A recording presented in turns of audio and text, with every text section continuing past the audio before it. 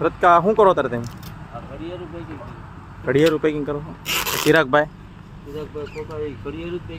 એ ઘડિયાળના packing packing. પણ તમે તો અહીંયા માયોકુલમાં ડ્રાઇવિંગ કરો છો તો આવું આવું કીધું દો. બધું કરવું પડે ને. કરવું પડે. ઘરનું જોયું એટલે કરવું પડે. મિત્રો કોઈ પણ કંપનીમાં ડ્રાઈવર હોય તો ડ્રાઈવરનું કામ કેવું હોય કે કંપનીના કામ માટે ગમે આવવાનું હોય જવાનું હોય તો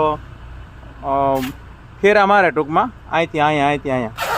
ડ્રાઈવરનું કામ એટલે બીજું કામ કોઈ દી કરે નહીં એમ. પણ અમારે મિત્રો જુઓ ડ્રાઈવરો ક્યારેક નવરા પડી જાય એટલે આપણને સામે લઈને કહે ભાઈ જો ઓલા પણ આપણું બગડે છે તો હાલો ને આપણે વ્યવસ્થિત પેકિંગ કરી અને મૂકી દેવી. ટૂંકમાં કહેવાનો મતલબ એવો આપણી પાસે સારો સ્ટાફ હોય તો કંપનીની પ્રગતિ થાય એમ.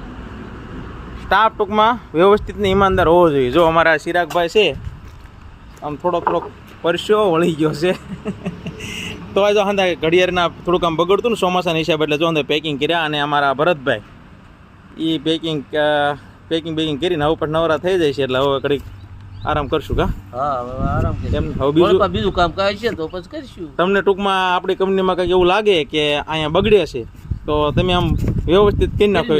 વાહ ભાઈ વાહ. જોયું ને મિત્રો, આવો સ્ટાફ તમારી પણ કંપનીમાં હશે તો તમારી કંપનીની પ્રગતિ થશે.